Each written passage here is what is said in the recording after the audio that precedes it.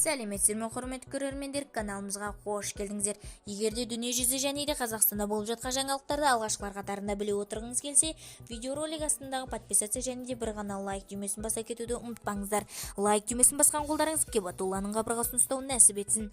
Ал ендеше бастадым. Шөлдала заставасындағы суицид. Адвокат тергеудің қалай жүргізілгенін айтты. Адвокат сержант Пірәлиев бұл іс бойынша жалғыз күдіктінің мүддесін қорғайды.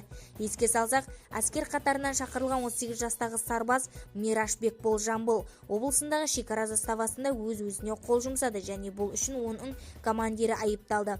Ол жас жауынгер тым қаталдық танытты деген ақпарат таратты. Алайда кейінірек марқұмның киімдері менен денесінде бірнеше адамның шәуетінің іздері табылды және бұл тергеудің нұқсаны толығымен өзгертуі керек еді. Бірақ олай болмай шықты. Бұл іске қатысты тергеудің қалай жүргізілгенін толығырақ Спутник Қазақстан материалынан оқи аласыз. Бізді тамашалауды жалғастырыңыздар және де бір ғана лайк түймесін басып сау саламатта болыңыздар.